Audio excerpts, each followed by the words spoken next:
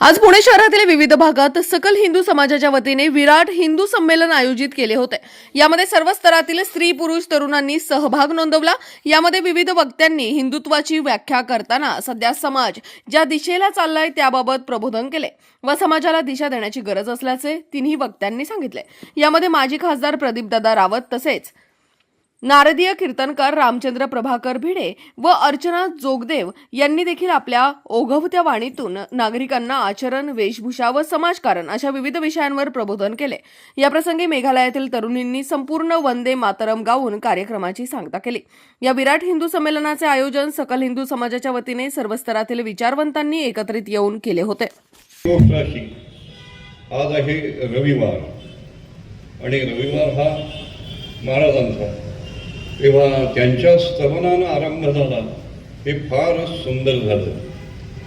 जेव्हा मी आलो इथे त्यावेळेला एक 3-4 ओळी खुर्च्या भरलेल्या होत्या।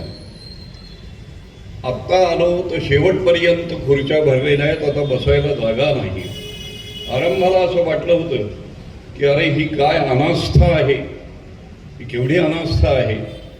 आणि चांगल्या शिकलेल्या सुसंस्कृत अशा लोकांमध्ये पण इथे आल्यानंतर माझा जीव भांड्यात पडला की आपण काही समाजापुढे आपण बोलूया असा निश्चय केला। मी या ठिकाणी उभा आहे। बोलण्याची भुकेली असतात। मध्यंतरी एक पेपरमध्ये उदाहरण आलं होतं की आजी आजोबा, मुलं परदेशात, सगळ्यांकडे परिस्थिती आहे तशी, त्या आजींचं निधन झालं, घरामध्ये आजोबा एकटेच। 3 BHK फ्लॅट खायला उठायचं त्यांना। आणि मग पेपरवाला जो मुलगा यायचा त्याला सांगितलं, मी तुला आठवड्याला काही पैसे देतो, पण तू माझ्याकडे आठवड्यातनं येऊन माझ्याशी संवाद साध, माझ्याकडे गप्पा मारायला तू ये। आणि अशी त्यांची मैत्री वाढत गेली। म्हणून या वृद्ध मंडळींसाठी वेळ देणं हे अतिशय महत्त्वाचं आहे। कितीही झालं ना तरी वृद्धाश्रमांची संख्या वाढते समाजामध्ये, हे एक फार मोठं दुर्दैव आहे आपलं। कारण सांगितलं की हिंदू समाजाची जी बहुमजली इमारत आहे हिला जिनाच नाहीये। तो जिना म्हणजे समता निर्माण करण्यासाठी पहिल्यांदा समरसता निर्माण झाली पाहिजे, आणि तो जिना म्हणजे संघाची शाखा आहे। हे महत्वाचं आहे। विवेकानंदांनी सांगितलं की स्वतःच्या मोक्षासाठी तर कोटी कोटी लोक बुड्या मारतात तिथं जाऊन गंगेमध्ये। समाजासाठी संन्यस्त व्हा, समाजाला परमेश्वर माना। संघाची प्रचारकाची परंपरा जी आहे ही विवेकानंदांच्या या विचारातून निर्माण झाली। हे आपण विसरू नका की कुठून कुठून संघ काय काय घेतो।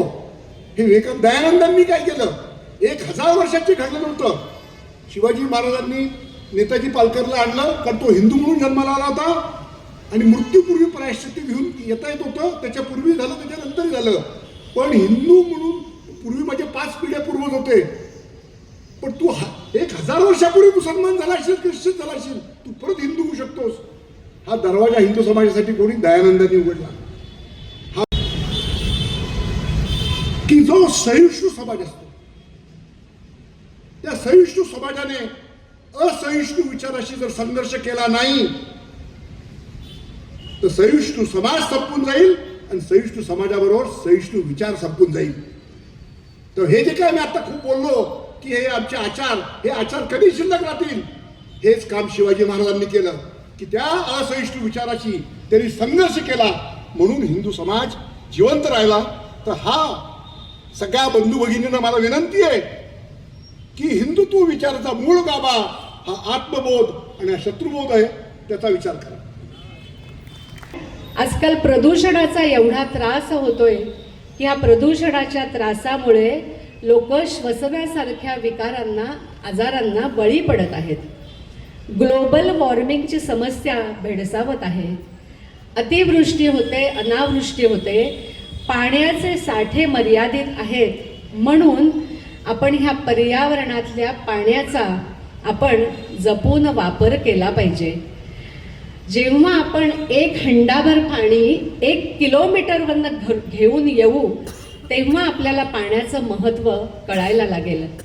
आता मार्च, एप्रिल, मे महिने सुरू झाले की सोलापूर, लातूर ह्या ठिकाणी 10-10 दिवसांनी पाणी येतं, 15 दिवसांनी पाणी येतं आणि आपण पुणेकर मात्र दर डोळी 200 ते 250 लिटर पाणी अगदी सहज वापरतो.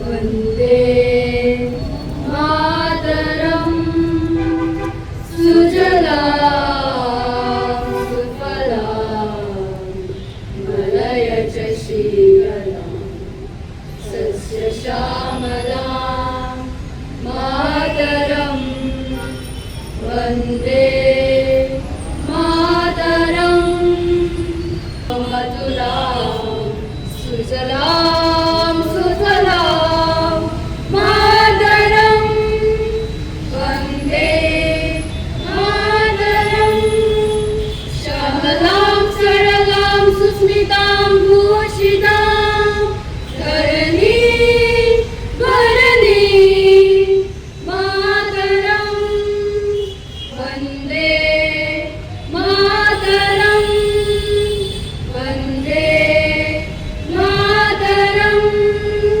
अशाच नवनवीन बातम्या व घडामोडी पाहण्यासाठी आमच्या चॅनलला लाईक, शेअर व सबस्क्राईब करा. टॉप न्यूज पुणे जाहिराती व बातम्या देण्यासाठी संपर्क मुख्य संपादक कैलास गायकवाड.